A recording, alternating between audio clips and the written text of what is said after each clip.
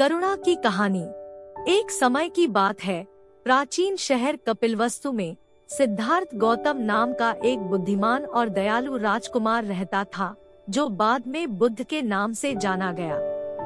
वे अपनी गहन बुद्धिमत्ता और असीम करुणा के लिए जाने जाते थे, जो बच्चों सहित सभी प्राणियों पर लागू होती थी।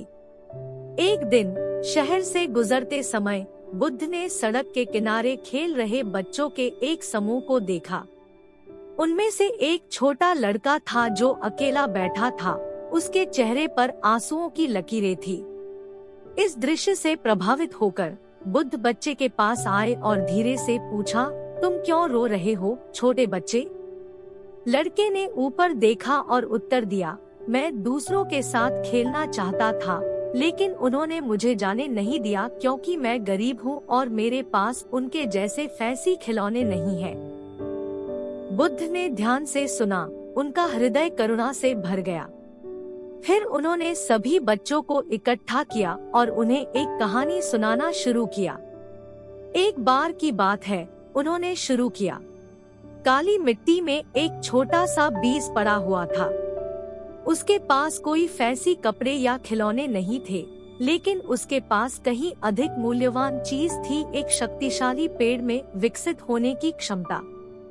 उन्होंने आगे कहा, एक दिन एक दयालु माली ने बीज को सींचा और वह अंकुरित होने लगा।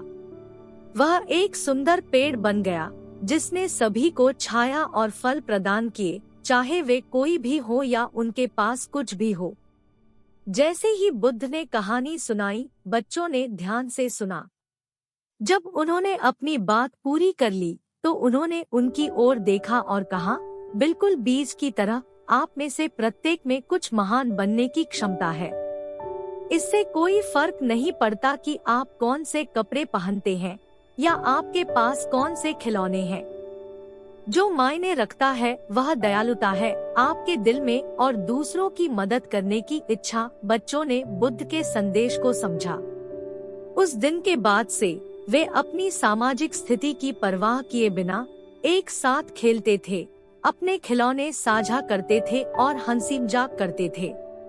छोटे लड़के को अब अकेला नहीं छोड़ा गया और उसके आंसुओं की जगह एक उज्जवल प्रसन्न मुस्कान ने ले ली। और इसलिए बुद्ध की करुणा ने बच्चों के दिलों को छू लिया और उन्हें दया और समानता के बारे में एक मूल्यवान सबक सिखाया। उनकी कहानी एक अनुस्मारक के रूप में कार्य करती है कि करुणा भौतिक संपत्ति से बंधी नहीं है, बल्कि एक ऐसा गुण है जो हृदय के भीतर रहता है, दूसरों के साथ साझा करने की प्रतीक्षा करता है। और प्रिय मित्रों, यही बच्चों के प्रति बुद्ध की करुणा का सच्चा सार है। समाप्त।